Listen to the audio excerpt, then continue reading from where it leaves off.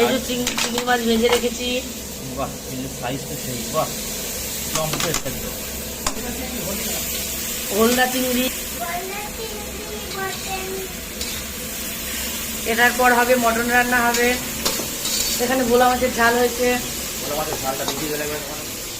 এই যে কালো জিরে ফোড়ন, সর্ষে বাটা, কারণ আমরা তো এখানে ঘুরতে এসেছি, সর্ষে বাটা নেই, পাউডার সর্ষে দিয়ে।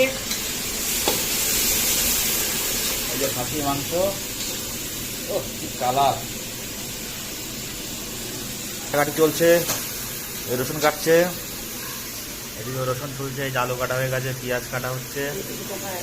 আমি রান্না করছি এখন, চিংড়ি মাছের কারি হচ্ছে। বলতে হবে এই যে কালার।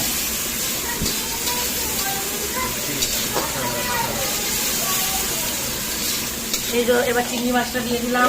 চলে যাচ্ছে চিংড়ি মাছটা দিয়ে দিলাম। একদম কষা কষা মাখা মাখা ভালো হচ্ছে, লাল লাল ঝাল চিংড়ি কষা। চিংড়ি কষা এখানে মালাইকারি করতে পারিনি, কারণ এখানে নারকেল টারকেল পোড়ানো সব ঝামেলা আছে, তাই রান্নাটা শটে মারলাম। রান্না হয়ে গেল নাকি? না, এখন আরেকটু হবে, কারণ চিংড়ি মাছটা কিনলাম কেন, আমার মেয়ে খুব ভালোবাসে।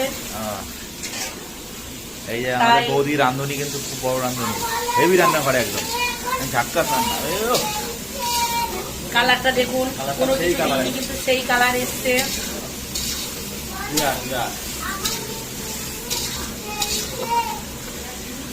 এই যে বৌদি এখন টেস্ট করছে, দেখি কিরকম বলে, কিরকম হয়েছে। একদম ঠিকঠাকই আছে, মোটামুটি নাকি? মোটামুটি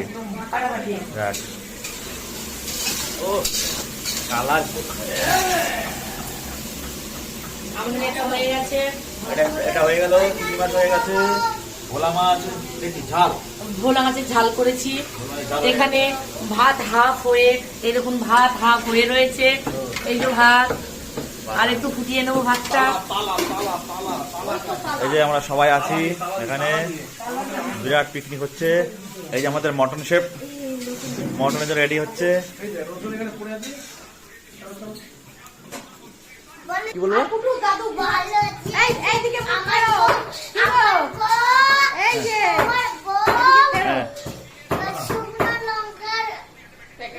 শোনো না, আচ্ছা পুতুল মা,